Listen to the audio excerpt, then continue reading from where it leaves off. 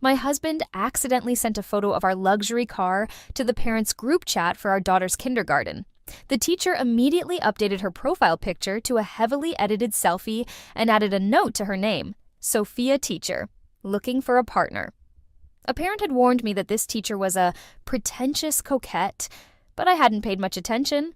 That is, until one day, while I was helping my daughter with her education, she suddenly screamed and pushed me away, saying, "You don't love me at all. I'm going to ask Dad to divorce you. I want Miss Sophia to be my mom." It turns out that this pretentious coquette kindergarten teacher wants to be her mom. I can't help but wonder if she can actually afford to take care of both my husband and daughter. For my husband's birthday, I secretly bought him a globally limited edition supercar as a surprise. When he saw it, he was so thrilled that he took several photos with the car and sent them to me to express his gratitude. Unfortunately, he accidentally sent them to our daughter's kindergarten parent group chat. I told him to quickly retract them, but by then, someone had already seen them. The group chat exploded with comments. Lucy's dad: "Wow, that's so cool." Lily's dad: "Amazing." Laura's dad: "This supercar is a globally limited edition. Only 3 in all of Asia." Many parents started commenting, and some even asked what industry my husband worked in to afford such a car. My husband said he had just been lucky and made some money. I felt uneasy as he owns a gym which I invested in. Given his abilities, buying a supercar in this lifetime seemed unlikely. However, since he's my husband, I didn't want to embarrass him, so I was about to exit the chat. A prominent message popped up: Sophia Teacher, looking for a partner. Laura's dad responded with a birthday cake emoji and hearts. I frowned, remembering that her name in the group was just Sophia, Teacher of Class 3, and her profile picture had been a bunny. Now it was a heavily edited selfie with big eyes and a low-cut top. It seemed quite inappropriate. My husband replied, "How did you know today's my birthday?" "Haha, thanks, Ms. Sophia." Sophia Teacher responded with a blushing emoji saying, "It's in the parent information. When will you pick up Sophia?" There are some things about Sophia I'd like to discuss with you privately. My husband asked if Sophia was misbehaving at school, and Sophia Teacher suggested they talk privately and requested to be added as a friend. The conversation abruptly ended. I worried something might have happened to my daughter at kindergarten, so I quickly messaged her teacher privately. But after sending the message, there was no response. I had no choice but to ask my husband. He replied that he would go to the kindergarten immediately and let me know what was going on afterward. As I was preparing for a meeting, a parent messaged me privately. It was a mom I had met before at the kindergarten, warning me that the new teacher, Miss Sophia, was a pretentious coquette and advising me to be cautious. I didn't take it seriously. My husband and I have a clear division of responsibilities. I work outside to build my career, and he manages the home. Our relationship has always been strong. Even if someone tried to come between us, it would only be possible if there were already cracks in our marriage. I trust Alexander. He loves me and our family and wouldn't do anything reckless. But I didn't expect this pretentious coquette to target my daughter first. At first, I didn't notice any changes in my daughter. I just felt that she had been a bit distant lately. Usually, when I picked her up from school, she would run into my arms happily, but this time I clearly sensed her coldness and resistance. "Why didn't Dad come to pick me up? I wanted Dad to pick me up." I told her that Dad was at home cooking, and she turned her face away, ignoring me. I thought I had been too busy lately and neglected spending time with her, so I asked, "Laura, do you want to go to the amusement park? Mommy can take you this weekend." But she rolled her eyes at me and said, "I don't want you to go with me." I was already a bit upset, but I reminded myself that she was still young and held back my frustration. I tried to get her to talk about what was bothering her to understand why she was upset with me, but she just stared angrily out the window, refusing to speak. I tried to hug her to get closer, but she pushed me away hard. "You're so annoying. I don't want to talk to you." After saying that, she started kicking the car door, demanding the driver stop so she could get out. Even the driver was shocked and stepped on the brakes, looking back at me for instructions. I told him to pull over and asked my daughter, "What's wrong? Are you feeling unwell?" She pushed me away, not letting me touch her. "I want Dad. Dad promised to go see the kittens with the teacher today." I frowned and asked, Your dad promised that? Why didn't he tell me? My daughter refused to answer and kept pulling at the car door, insisting on getting out. I was furious and slapped her hand. Tell me what's going on or you're not going anywhere. My daughter started crying loudly. You don't love me at all. I'm going to ask Dad to divorce you. I want Miss Sophia to be my mom. Suddenly, a thunderous noise seemed to go off in my head. Despite trying to convince myself that children often say things without thinking, I couldn't ignore what my daughter had just said. I suppressed my anger and asked, Who taught you to say that? She kicked and bit me, calling me bad mom and other hurtful names. The driver noticed how intense our argument had become and quickly suggested, Miss Song, maybe we should go home first. I held my daughter tightly and told him to drive. All the way home, she kept acting out, insisting that I didn't love her and that she didn't want me as her mom. When we arrived home, she pushed open the car door, jumped out, and ran inside, crying. Alexander came running out when he heard her. My daughter immediately began complaining to him, Dad, divorce mom. I don't want her anymore. Let's go find Ms. Sophia. Alexander's face turned pale, and he didn't dare to look at me. Alarm bells rang in my head, but Alexander quickly tried to comfort our daughter. Lara, be good, don't cry. It breaks Dad's heart to see you cry. Dad made a little cake for you. How about I feed you? But Lara continued to cry, insisting that Alexander agreed to divorce me. Alexander gave me a helpless look and coaxed her. Okay, tomorrow Dad will divorce Mom. Only then did Lara stop crying and look at me triumphantly. We don't need you anymore. You'll just be alone from now on. I was so angry that my chest hurt. How could my once sweet and obedient daughter have turned into this? I put on a stern face and said, Lara, I've put up with you long enough. Is this how you talk to your mom? She quickly hugged Alexander's neck and shrank into his arms, whining, Dad, look at how mean she is, like the evil stepmother from Snow White. Dad, she's bullying me. Alexander patted her back while glaring at me. What are you doing? Lara is just a child. Why are you picking a fight with her? After saying that, he carried her into the house. I stood outside for a while, forcing myself to calm down. After all, Alexander and I had agreed before we had our daughter that he would be responsible for her education, and I couldn't interfere. I was too busy with work and didn't have much time to care for her. If I meddled, I'd only make things worse. But whenever I had time or my daughter needed me, I made sure to be there, showing her my love. We had always had a good mother-daughter relationship. I didn't know what had set her off today. I decided to go in and have a heart-to-heart talk with her, but when I opened the door, I found her video chatting with someone. Miss Sophia, when will you become my mom? On the other side, I heard a sickly sweet laugh. Lara, do you really want me to be your mom? Then what about your real mom? Lara snorted. I don't want her anymore. Dad promised to divorce her. Sophia's voice was filled with barely contained joy. Really? When? Just now. The old witch was so angry her face twisted. Miss Sophia, I really want you to be my mom. Then I can have lots of kittens. Sophia giggled. Sure, then ask your dad if he's willing to let me be your mom. Alexander was also smiling at the screen with a sly look. The three of them were chatting happily, not noticing that I had already entered. They didn't realize that I had turned on the camera behind them, recording the entire conversation. Lara started urging her dad to answer Sophia's question. Dad, hurry up, say yes. You said you were willing. Alexander was just about to say something when he suddenly saw me. His face turned as white as a sheet. He quickly stood up and tried to explain, Honey, don't misunderstand. Lara is just saying nonsense. I sneered and asked, Oh, then do you really want Ms. Liu to be Lara's mom? Before Alexander could respond, Lara stood in front of him. Don't you dare be mean to my dad. I was beyond angry. I took a few steps forward, grabbed the iPad, and questioned Sophia. What exactly have you been saying to my daughter? Are you trying to drive a wedge between us? She covered her mouth in mock surprise, but the malice in her eyes was unmistakable. Miss Lara's mom, how could you accuse me of such a thing? Then she added with exaggerated sweetness. No wonder Lara always says you're mean like a witch. I really feel sorry for Lara, having such an irresponsible and overbearing mom like you.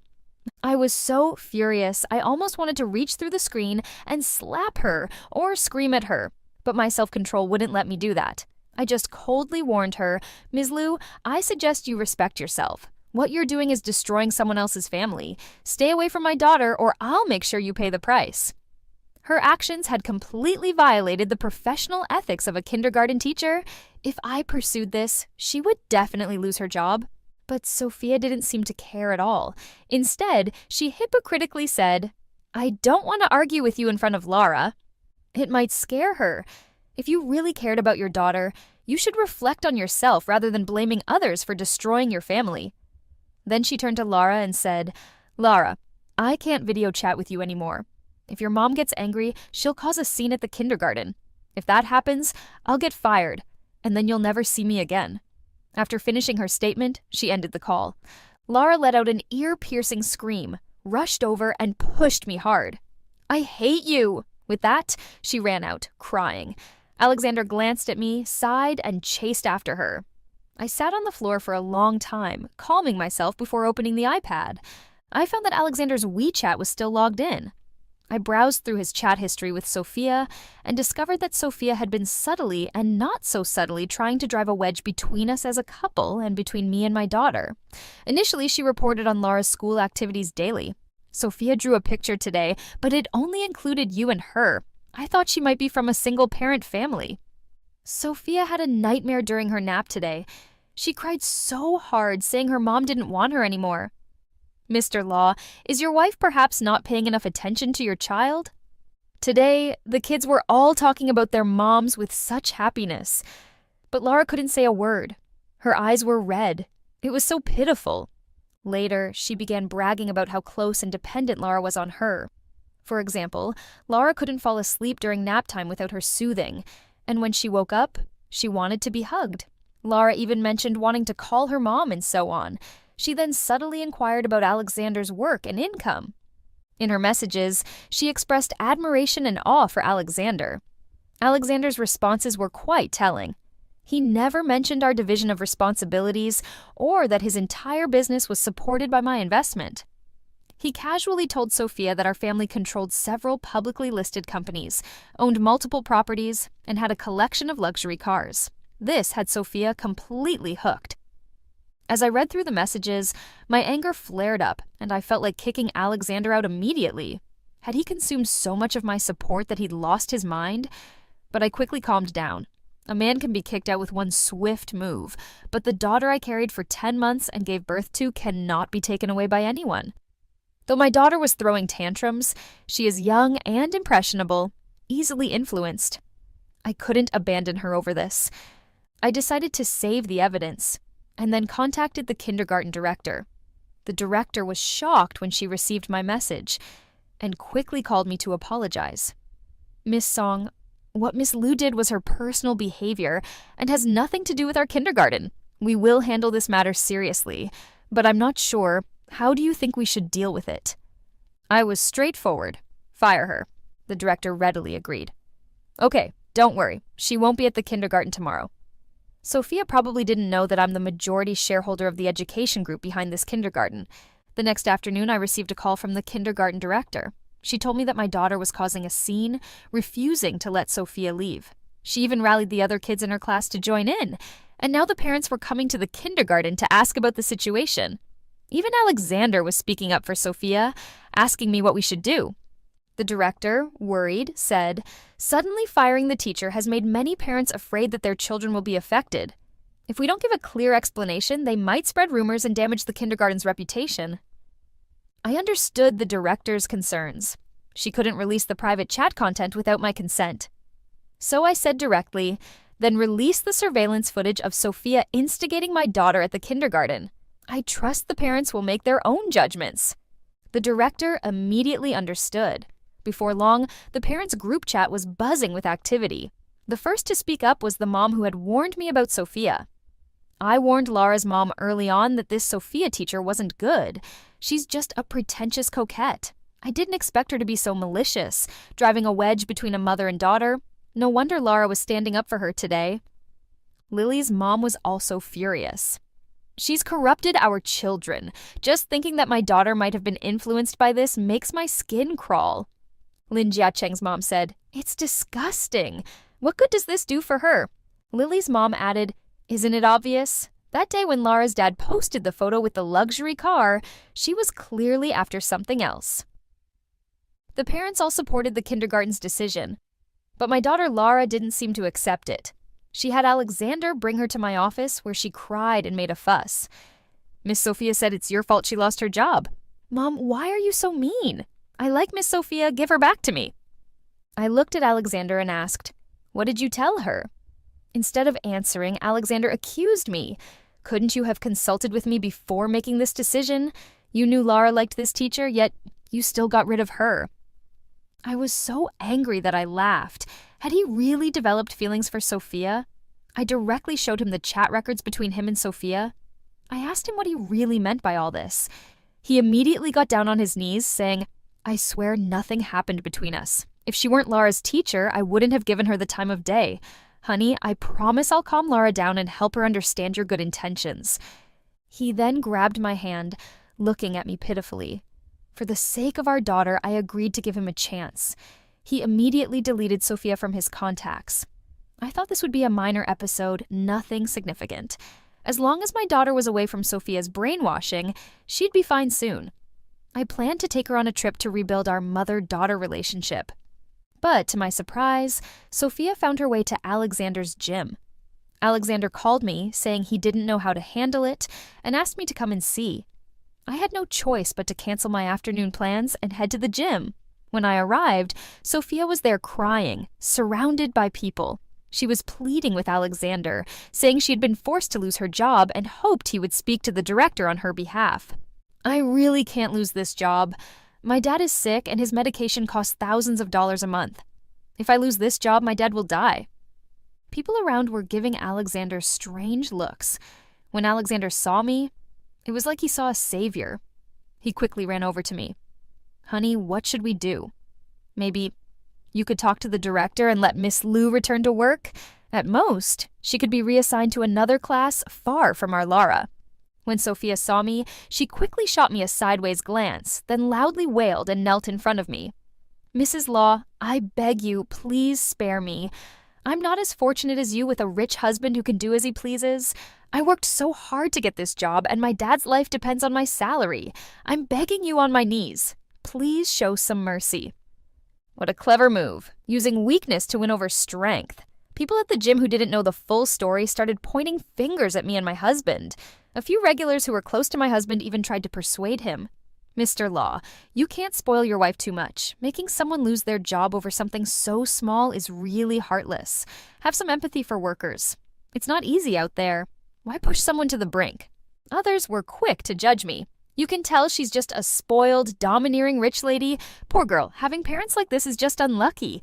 She was just looking out for her daughter, hoping she'd pay more attention to her. What's wrong with that? You don't get it. These unreasonable rich wives can't stand to hear a bad word about themselves. Mr. Law seems like a good guy. How did he end up with a wife like that? They don't match at all. Hearing these comments, Sophia grew even bolder. Mrs. Law, I was just starting my career, full of enthusiasm, thinking that genuinely caring for the children was the right thing to do. I didn't consider things enough and cared too much for your daughter. I admit I was wrong. Please give me another chance. I promise to stay away from your daughter, okay? With that, she covered her face and cried as if her heart were breaking. At first, when I heard about her father's illness, I felt a bit sympathetic, wondering if I should give her another chance. But seeing her act this way, I realized she didn't really need this job. She just wanted to stir up trouble. Otherwise, she could have privately approached me or my husband. Why cause a scene at the gym? I looked at her calmly and said, "No, you're an adult. You should take responsibility for your actions. And what you did wasn't caring for my daughter. It was driving a wedge between us." Of course, she refused to admit it, insisting that she was only concerned for her student. Lara distanced herself from you because you don't care about her. You're never home to her. It's like having no mother at all. I was just overflowing with love and wanted to give Lara more care, but you were jealous of how close she was to me, so you maliciously reported me and got me fired. Don't you think that's too much? Her words sparked even more criticism against me. So that's what happened. Poor teacher. It's really disheartening. This is how young people's enthusiasm gets crushed. Who's going to dare to genuinely care for her child now? Isn't she forcing teachers to neglect her daughter? She must have something against her own kid. If she doesn't love her child, she won't let anyone else love her either. I turned to Alexander, who had been silent the whole time. Aren't you going to say something? Alexander hesitated, then said, Honey, let it go. Miss Lou meant well. Let's not make a big deal out of it. I laughed bitterly. So you think she's in the right and I'm the one at fault? Alexander looked helpless. Honey, don't be like this. It's not easy for people like her. Why be so harsh? I stared at Alexander, slowly nodding. He thought I had given in and quickly helped Sophia up. Don't cry. I'll help you sort out your job. My wife just has a bit of a temper. Don't take it to heart. Lara really likes you, so we'll still need your help with her, Sophia said, thinking she had one. She glanced at me with disdain and added, as if I'd dare. I'm afraid your wife would tear me apart. Chapter 7. I watched the two of them acting so in sync, a slight smirk playing on my lips. When did I agree to let her go back to the kindergarten? I asked. Alexander, don't you think you're being a bit too arrogant? Alexander's face immediately darkened. Sophia, completely unaware of the danger she was in, continued to stir the pot. Mr. Law, how can she talk to you like that? You're the head of the household, and she's disrespecting you like this in front of others. It's too much. Alexander, clearly getting carried away, actually glared at me. Laura Song, don't push it too far. I crossed my arms and asked, what if I am pushing it? What are you going to do? He snapped, aren't you afraid that Laura and I will both ignore you? So, he was going to use our daughter to manipulate me. Sophia added fuel to the fire. If you really get divorced, I'm sure Laura would choose her dad. Laura told me that she loves her dad the most, and it's like having no mom at all. Yeah. Alexander seemed to think he could control me with our daughter. Laura, how long are you going to be so stubborn? Can't you think about the child, about me? Ms. Lou is good to the kids. Any other mother would be thrilled, but you just had to drive her away. You're being completely unreasonable. I looked at him and asked, so, are we getting a divorce? His face turned pale. Just as he was about to say something, Sophia jumped in. Mrs. Law, how could you be like this? Always using divorce to threaten your husband. You're a mother. Doing this isn't considering your child at all. Lara is so pitiful. My heart aches for her. I smiled and responded, so that's why you had my daughter call you mom? Why you incited her to come home and fight with me to force me to divorce her dad? You're slandering me. I never did anything like that, Sophia said, her face flushed and her voice wavering as she denied it. She quickly turned to Alexander. Mr. Law, I don't think she loves you or Lara at all. I looked at Alexander with a smile. Are we getting a divorce? I'm waiting for your answer. He was cornered, especially with the onlookers eagerly waiting, as if he wouldn't be a real man if he didn't say he wanted a divorce. Fine, let's get divorced.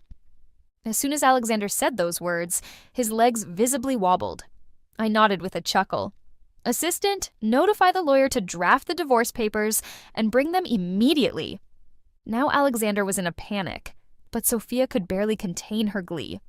Alexander quickly rushed over to me. Honey, no. I was just speaking out of anger.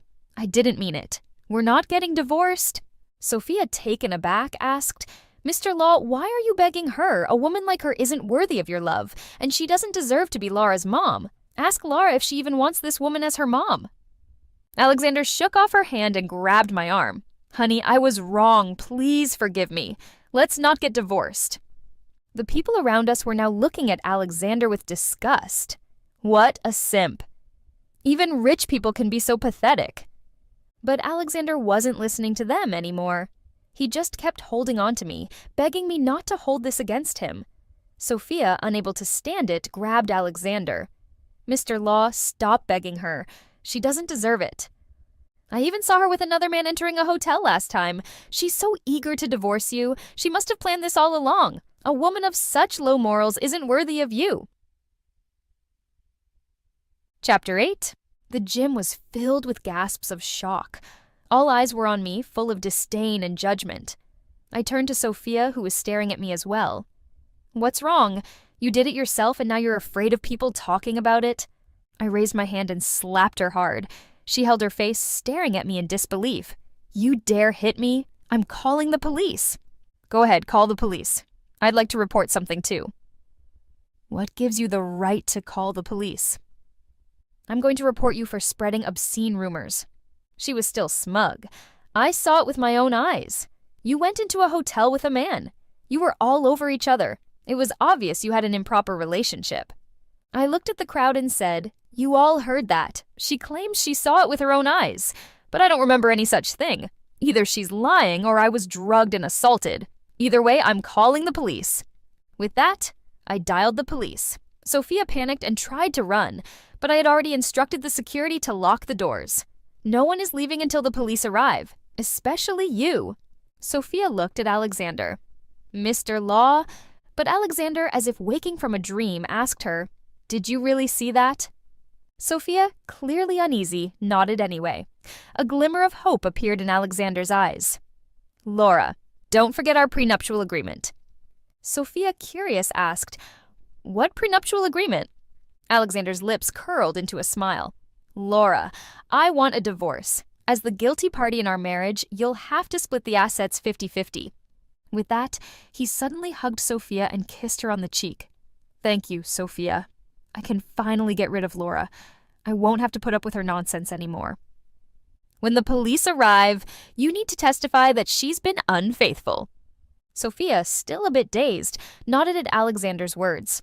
The onlookers who had been about to leave stayed put, excited by the sudden twist. Alexander was already calculating on his phone how much of the assets he would get after the divorce. But Sophia was still confused and asked, "Mr. Law, if she's the guilty party, why would you only get half of the assets? Why are you being so generous with her?" Alexander blushed, unable to respond. I smiled and explained to Sophia, "Because he doesn't have any assets. When we got married, he only had 300 wien to his name. Couldn't even afford a ring. Since then, he hasn't worked a single day. I fully funded this gym." Sophia looked at me in disbelief. "That's impossible. Mr. Law told me he owned dozens of properties and had shares in several publicly listed companies. He said he even had stakes in some of the top companies in the country." I turned to Alexander, smiling as I asked, "Is that so? You're so impressive. How come I didn't know?" Enraged, Alexander snapped, "It doesn't matter. After the divorce, I'll get half." I didn't lie. I asked him, "Are you sure you want a divorce?" Alexander sneered. "Of course. I've had enough of you. Once I get my share of the billions, I can marry any woman I want." Sophia's eyes lit up at the mention of billions. She looked like she couldn't wait to marry Alexander. Just then, the police arrived and asked about the situation. I played the recording of what Sophia had said and asked the police to investigate the truth. The officer looked at Sophia. "Miss, you should be aware that spreading false rumors can have legal consequences." Sophia insisted that she wasn't lying. The officer immediately began taking notes. The time, place, and description of the scene and the man. Sophia stammered out a made-up time and place, but started getting vague when it came to describing the man. She claimed she couldn't remember clearly and had only seen his back. Chapter 9. The officer said, "We'll be reviewing the hotel's surveillance footage and guest records." I smiled and said, "Officer, I can prove she's lying. Because at the time she mentioned, I was in France for a meeting. You can check my entry and exit records. My assistant and several senior executives from my company can also testify." My assistant immediately stepped forward to back me up, even pulling up my itinerary and hotel records from my stay in France on that day. Chapter 10. Sophia panicked. "Well, maybe I just got the time wrong." The officer saw right through her lie. "Sophia, I'm reminding you again that spreading false rumors can lead to legal consequences." The people around also began to see through Sophia's nervousness, starting to question her credibility. I decided to show everyone the chat logs between Sophia and Alexander. The messages revealed Sophia sending Alexander some rather explicit photos, leaving little to the imagination and making her intentions very clear. Her goal in spreading these lies was to destroy my marriage. I hope the police will handle this matter seriously. The crowd watching was stunned. What a twist! So she was trying to sabotage their marriage on purpose? She's really devious. Mr. Law was just living off his wife. No wonder he was acting so submissive earlier. If I were him, I'd be a simp too. The police took Sophia away. Alexander was in shock because he realized that Sophia had most likely been lying all along. I gave him a small smile before walking away without looking back. Alexander quickly ran after me. Honey, I was wrong. I shouldn't have believed her. I was just so angry that I lost my mind and said those things. You shouldn't take them seriously. I love you. That's why I got so upset. I glanced at him. Alexander, have these years with me made you feel wronged? Well, you won't have to endure it any longer. He tried to follow me, but my assistant and driver blocked his way. Enraged, Alexander shouted, "If we divorce, Lara will definitely choose me. I'll take her far away and you'll never see your daughter again." I rolled down the car window, smiling at him. Go ahead. Do you really think you can use our child to manipulate me? Chapter 11. Sophia was taken to the police station, and it didn't take long for her to confess. She admitted to spreading the rumors, hoping it would lead to Alexander divorcing me because she believed he was a wealthy man. Since her actions didn't cause any major public harm, the police suggested we settle the matter. But I wasn't interested in settling. I was determined to press charges for defamation. Even if she didn't face jail time, I wanted her detained for a while and left with a criminal record. Alexander, on the other hand, was adamantly against the divorce. He began showing up every day with our daughter, trying to win me over. At first, he played the sympathy card. When that didn't work, Alexander started using our daughter to threaten me.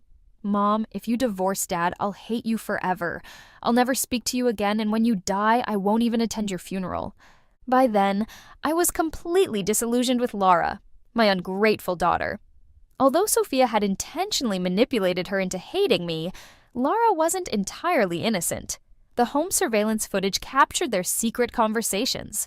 Sophia used snacks and little treats to completely win her over. Lara thought I was too strict for not letting her eat junk food, watch endless cartoons, or scroll through short videos on her phone. But Sophia indulged her every whim, so Lara adored Sophia and wanted her as a mother. She even pushed Alexander to divorce me and pursue Sophia. She went as far as to video call Sophia herself, helping Alexander set up dates with her. Don't worry, I don't need you at my funeral. After all, with all the money I have, plenty of people would fight to be my daughter. Besides, I'm still young. I can always have more kids. That broke her down. She cried and called me a bad mom, vowing never to speak to me again. Realizing he couldn't manipulate me through our daughter, Alexander finally gave up. But he still refused to sign the divorce papers, dragging it out. In the end, I had no choice but to take him to court for a divorce. Thanks to our prenuptial agreement, he couldn't take anything except the custody of our daughter. Chapter 12. After Sophia was released, she found out that Alexander and I had divorced. She assumed Alexander had received a large sum of money and eagerly married him. It was only after the wedding that she realized Alexander was broke, living off the child support I provided for our daughter. She regretted it deeply. Her attitude towards Alexander and Lara took a complete 180-degree turn. At first, she threatened Alexander to get more money from me, or else she would divorce him. But when Alexander couldn't get a single cent from me, she started berating him for being useless and began using our daughter to blackmail me. "You're giving such a small amount in child support. How is that supposed to cover anything? If you don't give me more money, don't blame me if your daughter suffers while she's with me." I didn't say a word and blocked her. After that, any attempts she made to contact me were intercepted by my assistant. A year later, after enduring hardships under Sophia's care, Lara finally came to her senses. She called me. "Mom, I was wrong. There's no one in the world who treats me better than you. Mom, please forgive me. I promise I'll listen to you from now on." After all, she is my daughter. It's impossible to say I wasn't moved, but I wanted to teach her a lesson that would leave a lasting impression, to make her appreciate the privileged life and love I had given her, and to stop taking my efforts as her mother for granted. I initiated a new custody battle and won Lara back, changing her last name to Song. After a year of hardship, she had matured significantly. She also became much more diligent in her studies. I knew she was still afraid I might abandon her, but I never used such words to provoke her again. I made every effort to spend time with her, and while I remained strict, I also gave her plenty of love and a sense of security. Gradually, she returned to her former lively and cheerful self. During this time, her father made multiple attempts to contact her, asking for money. She refused each time before telling me and asked, "Mom, was it right for me to do that?" I responded, "Listen to your heart. Do you think you should give him money?" She shook her head, then thought for a moment before saying, "Dad's an adult. He can work to earn money. I'm still a kid and all my money comes from you. I can't use your money to do him favors. And besides, he's asking for hundreds of thousands at a time. I don't even have that much. When Dad gets old and I'm grown up and earning my own money, I can give him some to live on." I felt immense pride. Now, that was more like my daughter. It was clear that I had been wrong to leave Alexander in charge of raising her. He was a freeloader with no ambition. How could he raise a good child? Under my guidance, Laura grew into an exceptional young woman. She got into her dream university, studied the major she loved, and became an outstanding doctor. It was tough, but she was happy. Sophia and Alexander's marriage didn't last long. They both cheated and ended up divorcing. Sophia tried her old tricks again, working as a nanny for a wealthy family and getting involved with a married man. She attempted to break up the relationship between the mother and daughter of the household, just as she had done before. But this time, the wife, who suffered from severe bipolar disorder, impulsively poured boiling water over Sophia's head. She was severely burned and her face was disfigured. The incident was so severe that it made the news. That likely marked the end of Sophia's manipulative green tea tactics. As for Alexander, he didn't fare much better. After leaving me, he tried to latch onto another wealthy woman. And he actually managed to do it. Thanks to his looks, Alexander managed to find a rich older woman who owned a beauty salon. The only problem was that she was older than his mother. But Alexander couldn't change his ways. While living off the rich woman, he used her money to date younger girls. When she found out, she beat him so badly that he ended up in the hospital. Rumor has it that after that incident, he was qualified to practice the sunflower manual. After that, he completely disappeared. Even Laura lost contact with him. Despite her lingering feelings for her father, Laura reached out to Sophia, her most despised person, to find him. From Sophia, she learned many sordid details about Alexander. After that, she never mentioned him again. Instead, she grew increasingly dependent on me and more willing to follow my advice. As she put it, "Mom, you're successful in your career, sharp-minded, and can offer me much better guidance in life." As for me, I remained busy with my work, passionate about my career. I continued to live a life full of excitement and purpose.